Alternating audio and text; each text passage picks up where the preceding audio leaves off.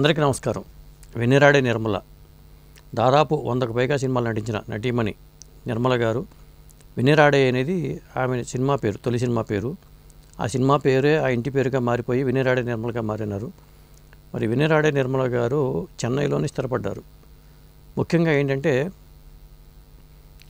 జయలలిత గారి మీద ప్రత్యర్థిగా పోటీ చేసిన వ్యక్తిగా అండిపట్టి నియోజకవర్గంలో, అంటే ఏఐడిఎంకే జానకి వర్గం గారు అప్పుడు ఉండేది. జానకి వర్గం ఎంజి రామచంద్ర గారు ఇంకో భార్య జానకి గారి పేరుతో ఆ పార్టీ చీలిపోయిన తర్వాత ఆ జానకి గారి పార్టీ తరఫున జయలలిత మీద పోటీ చేసిన వ్యక్తిగా చెప్పాల్సి వస్తుంది వెన్నెరాడే నిర్మల గారు.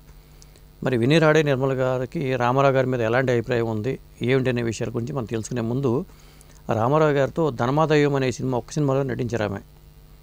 మరి బాలయ్య బాబుతో సింహసింహంలో కూడా నటించారు. ఒకసారి రామారావు గారు గురించి ఆమె ఏమంటారో, అసలు రామారావు గారి గురించి ఆవిడ అభిప్రాయం ఏంటో మనం ఆమె మాటలో తెలుసుకుందాం. నాకెంతో ఇష్టమైన లెజెండరీ హీరో శ్రీ ఎన్టీఆర్ గారు. వారి గురించి మాట్లాడే అవకాశం ఇచ్చినందుకు చాలా సంతోషం.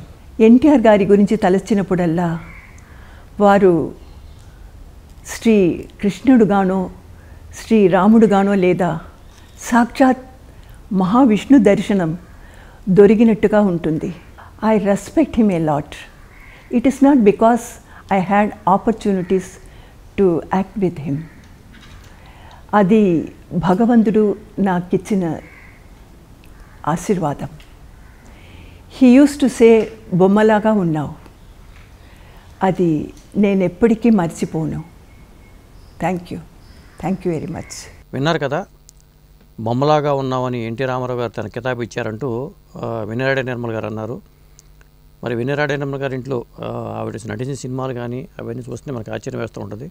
ఆ తర్వాత తల్లిగా పాత్రలో చాలా వెంకటేష్తో కలిసి నోరాలో యాక్ట్ చేశారు. చిరంజీవి గారితో శంకర్దాత ఎంబీబీఎస్ ఇట్లా చాలా సినిమాలు యాక్ట్ చేశారు. సెకండ్ ఇన్నింగ్స్లో 1970లో 73 అనుకుంటాను ధర్మాదయం ఎన్టీఆర్ గారితో ఆ సినిమా వచ్చింది. చేసింది ఒక సినిమా అయినా కానీ రామారావు గారి మీద తనకున్న ఆ భక్తిభావాన్ని మరి తన మాటలు వ్యక్తం చేశారు.